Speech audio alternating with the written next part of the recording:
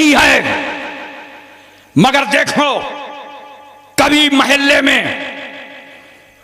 बेटी की सूरत में नजर आती है, कभी बीवी की शक्ल में नजर आती है, कभी मां के रूप में दिखाई पड़ती है, और कभी हो सकता है शौहर का इंतकाल हो जाए तो बेवा भी हो जाती है।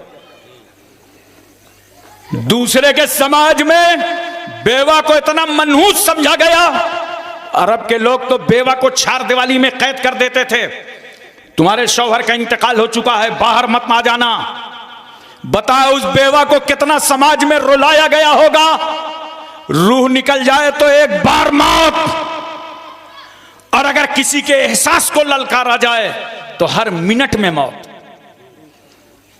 सहेली की बारात आई है, हाथों में मेहंदी लगी है, लेकिन बेवा सिसक रही है। अब तू किसी के घर की दुल्हन नहीं बन सकती, किसी के घर रहमत और बरकत बनकर नहीं जान सकती। बेवा रो रही है, मंसूबे खाक में मिल रहे हैं, इरादे पामाल हो रहे हैं, मुस्तकबिल की खुशियां कदमों का बोसा दे दे करके वापस पलट रही हैं और अपने खुदा से फरियाद कर रही है, मेरे मौला अगर मेरे शौहर का इंतकाल हो गया तो मेरा कसूर ही क्या था। ये समाज मुझे नहूसत की चादर में डालकर किनारे कर रहा है। याद रखो पूरा मक्के का समाज बेवा को मनहूस समझ रहा था, मगर मेरा पैगंबर जिस रसूल की उम्र 25 साल की है, हमारी तुम्हारी उम्र जब 25 साल की होती है तो अपना ख्याल आता है, ऐसी ससुराल हो, ऐसी बीवी हो, मगर रसूल की उम्र 25 साल की हुई तो उम्मत की बेवाओं का ख्याल आया। और पैगंबर सल्लल्लाहु अलैहि वसल्लम खड़े हो गए, कहा मक्के वालों, अल्लाह का महबूब जलवागर हो चुका है, अब किसी बेवा को मनूस ना समझा जाएगा। 25 साल के पैगंबर ने 40 साला बेवा खदीजतुल कुबरा को अपने निकाह में ले लिया, ताकि दुनिया समझ जाए कि जिस बेवा को तुमने अभागन समझा था मुस्तफा ने उसे सुहागन बना दिया। बेशक, सुभान अल्लाह, जिंदाबाद जिंदाबाद। बहुत एक लम्हे के लिए मैं तवज्जो चाहता हूँ, उलमा की खास तवज्जो चाहता हूँ।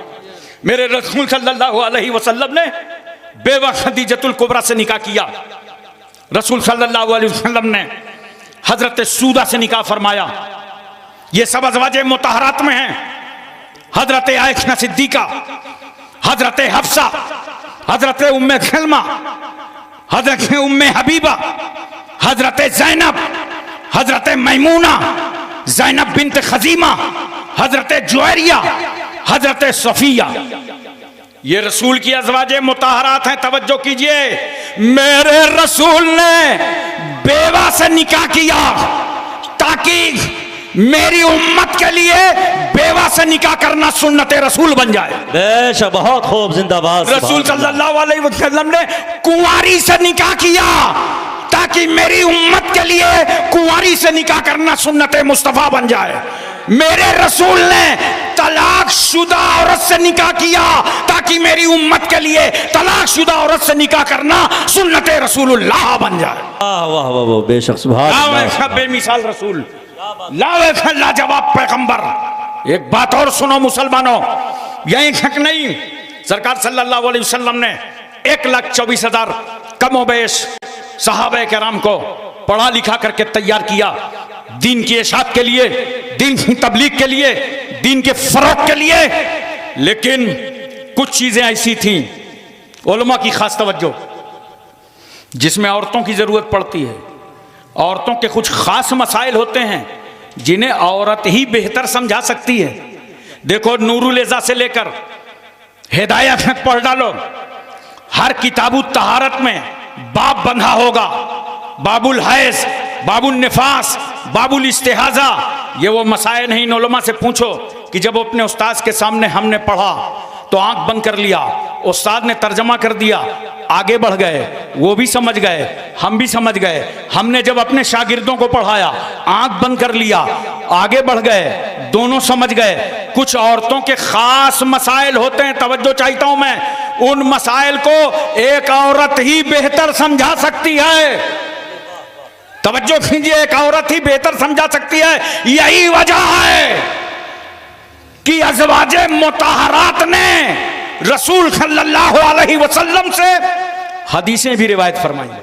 बोलो मोहब्बत से सुभान अल्लाह। सुभान अल्लाह, दिल सुभान लगा के अल्लाह। बोलो सुभान अल्लाह। सुभान अल्लाह, हदीस सुभान की अल्लाह। रिवायत फरमाई। वाह वाह वाह। देखो हजरत सूदा ने 5 हदीसें रिवायत फरमाई हैं। हजरत आयशा सिद्दीका ने 2210 हदीसें रिवायत फरमाई हैं। हजरत हफ्सा ने 60 हदीसें रिवायत फरमाई हैं। हजरत उम्मे सलमा ने 378 हदीसें रिवायत फरमाई हैं। हजरत उम्मे हबीबा ने 65 हदीसें रिवायत फरमाई हैं। हजरत जैनब ने 11 हदीसें रिवायत फरमाई हैं। हजरत मैमूना ने 76 हदीसें रिवायत फरमाई हैं। हजरत जुवैरिया ने 7 हदीसें रिवायत फरमाई हैं और हजरत सफिया ने 10 हदीसें रिवायत फरमाई। सुभान अल्लाह, सुभान अल्लाह, बहुत खूब। जिंदाबाद जिंदाबाद। वाह। नोट करो, अज़वाजे मुतहरात के जरिए भी मेरे पैगंबर ने इस उम्मत की औरतों और मर्दों तक इस्लाम पहुंचाया। वरना रसूलुल्लाह घर में हैं, जो पैगंबर फरमा रहे हैं घर से सुन के वही रिवायत करेगा जो रसूलुल्लाह के घर में हो। बोलो, तो अज़वाजे मुतहरात रिवायत कर रही हैं और इसीलिए हम कहते हैं हजरत आयशा सिद्दीका आलिमा थी, कारिया थी, मुफ्तिया थी। सहाबा किराम हजरत आयशा सिद्दीका से इस्तिफाजा किया करते थे। बोलो मोहब्बत से। और एक बात और सुन लीजिए, उनकी उम्र कम थी, तवज्जो चाहता हूं, उम्र कम थी, कम उम्र में निकाह हुआ, लेकिन रुखसती कब हुई? जब उम्र मुकम्मल हो गई।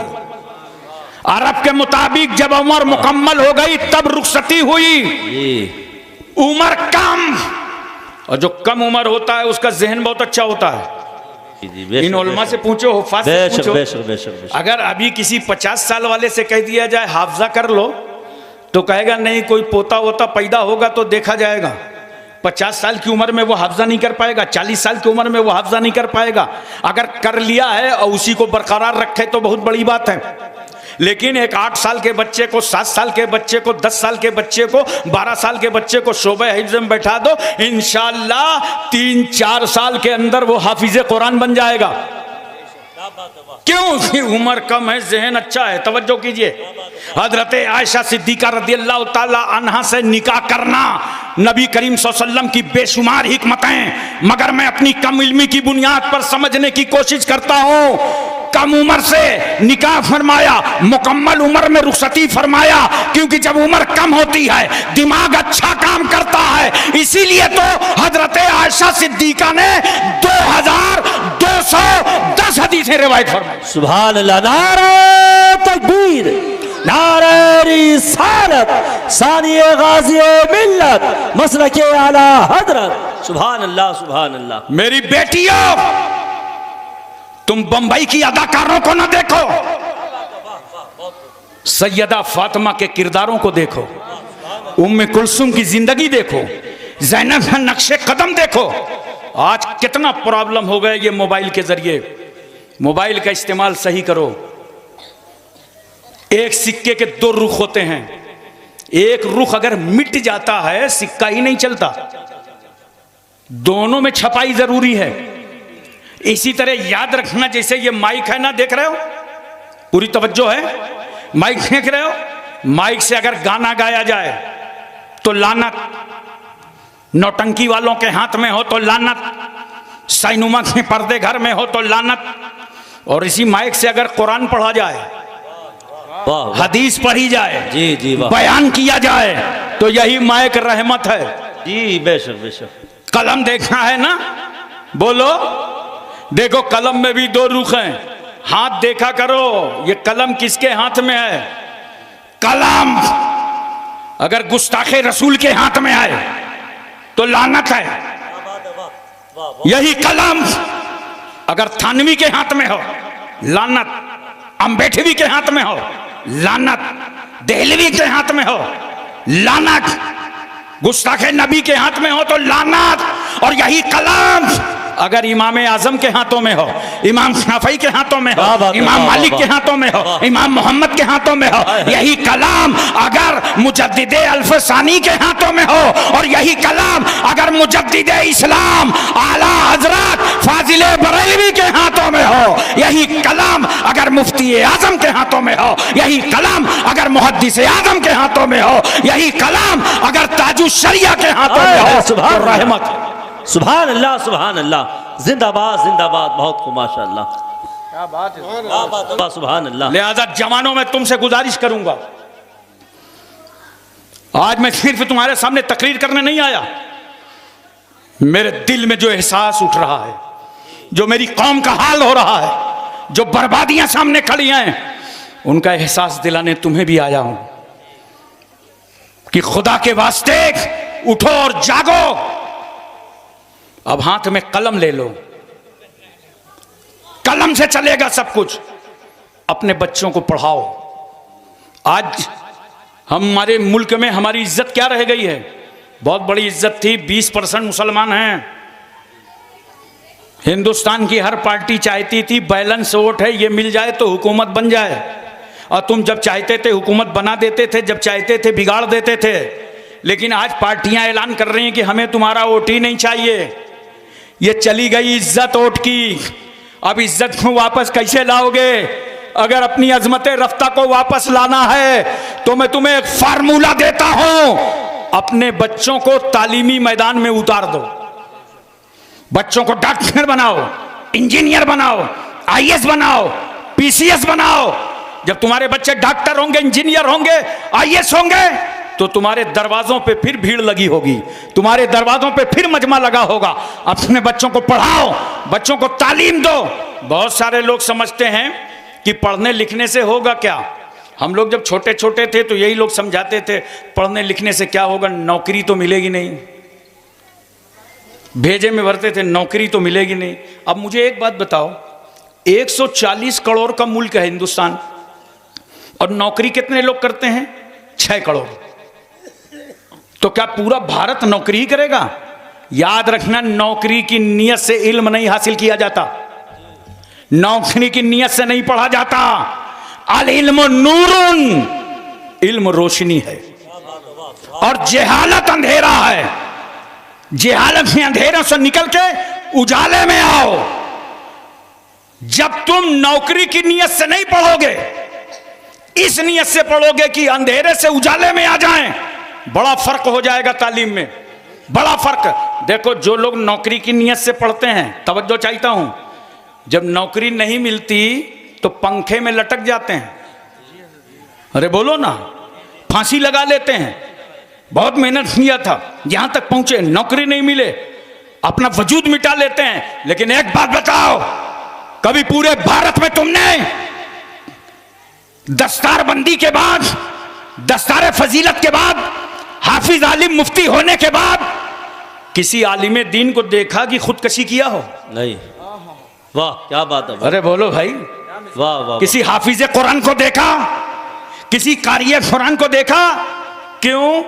उसने नौकरी की नीयत से पढ़ा ही नहीं है, उसने तो पढ़ा है दीने मुस्तफा की नीयत से, अल्लाह की रजा के लिए पढ़ा है। नौकरी मिले तब भी रजा इलाही के लिए काम, ना मिले तब भी काम। तनख्वाह ज्यादा हो तब भी दीन की बात, तनख्वाह कम हो तब भी दीन का काम। बेशक, सुभान अल्लाह, सुभान अल्लाह, बहुत खूब, जिंदाबाद जिंदाबाद, वाह। इसलिए दोस्तों, रोटी, कपड़ा, मकान, इसका शौक कम कर दो।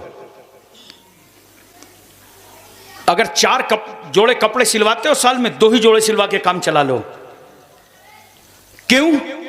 अभी तुम्हारे 2 जोड़े कोई नहीं देखेगा, पढ़ रहे हो।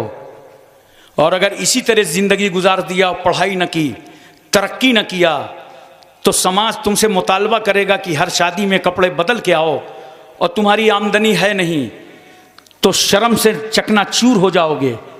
अगर ये जिंदगी किफायत शारी से गुजार दोगे और पढ़ाई के मैदान पे आगे आओगे, तो इंशाअल्लाह अगर तुमने 15 साल मेहनत कर दी पढ़ने में, तो 80 साल तक मुस्कुरा के जिंदगी गुजारोगे। इसलिए पढ़ाई की तरफ रग़बत दिलाओ, और मेरा एक जुमला नोट कीजिए, वो जुमला नजर करने जा रहा हूं जिसको मैंने सिर्फ इंडिया में नहीं साउथ अफ्रीका में भी कहा था, इतना पढ़ो, इतना पढ़ो। हमारे यहाँ मुसलमान भाइयों में करते क्या हैं, हाई स्कूल तक गए वापस चले आए, बहुत हद हुई इंटर तक गए वापस पलट आए, इंटर में फेल हो गए, माँ के पास गए, मुंह बना के बैठ गए, माँ ने पूछा क्या हुआ बेटा, अम्मा फेल हो गए।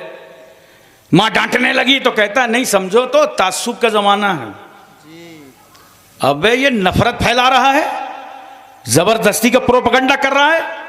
हाई स्कूल और इंटर के इम्तिहान ये कंपटीशन का दौर है, तेरा नाम थोड़ी बताया जाता है, रूल नंबर से काम होता है। मेहनत किया नहीं और बता रहा है कि मुसलमान थे इसलिए फेल कर दिए गए।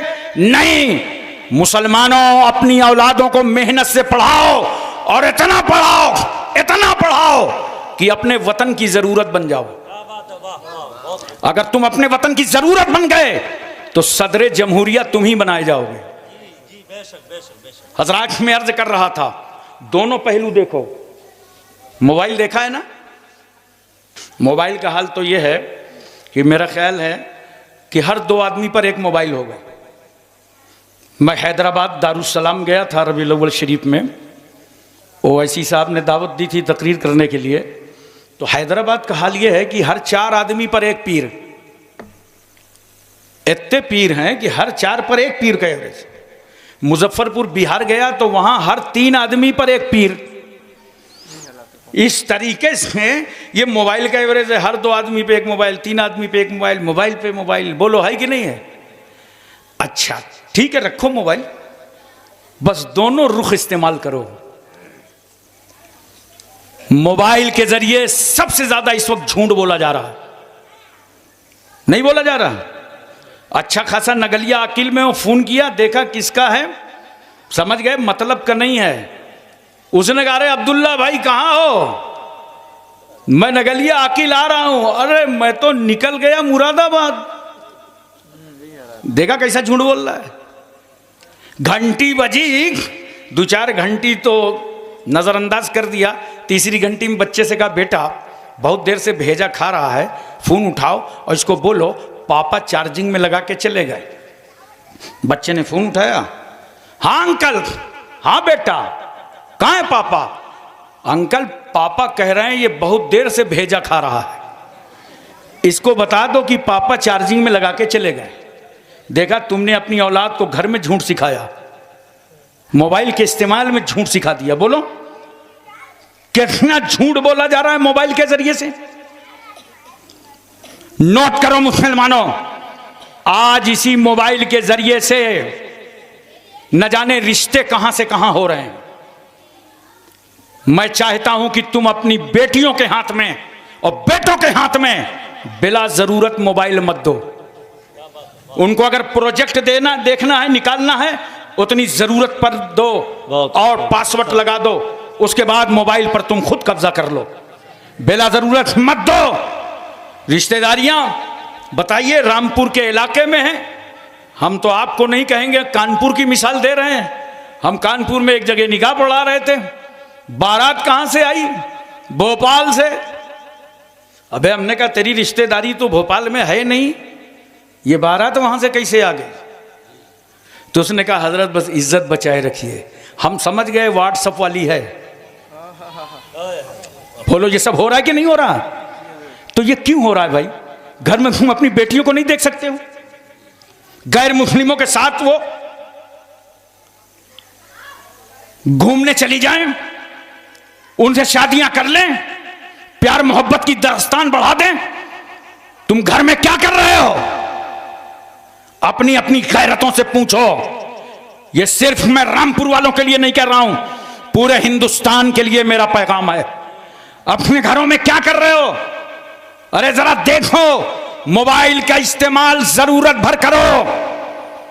सुनो, अगर इस मोबाइल से झूठ बोला जाए तो लानत, अय्याशी की जाए तो लानत, आवारागर्दी की जाए तो लानत, मौशका किया जाए तो लानत, और इसी मोबाइल के जरिए अगर माँ बाप को सलाम कर लो तो रहमत, कुरान सुन लो रहमत, नाच सुन लो रहमत, दरूद सुन लो रहमत। तो अब पता चला मोबाइल का इस्तेमाल तुम्हें गलत नहीं करना, तबीयत के मुताबिक नहीं करना, बल्कि शरीयत के मुताबिक करना है। इसलिए लोगों मिजाज बदलो। और मेरा एक जुमला और सुन लो। लोग मीटिंगें करते हैं, तहरीकें चलाते हैं कि कौम की इस्लाह की जाए, कौम में सुधार पैदा किया जाए। मैं एक फार्मूला तुम्हें देता हूं। इतनी बड़ी कौम 20 करोड़ लोग रहते हैं हिंदुस्तान में, कहां कहां जाओगे सुधार पैदा करने के लिए? एक बात याद रखो और ये तय करके जाओ इस जलसे से, ये अमानत लेकर के जाओ कि हर आदमी अपने अपने घर में सुधार पैदा कर ले।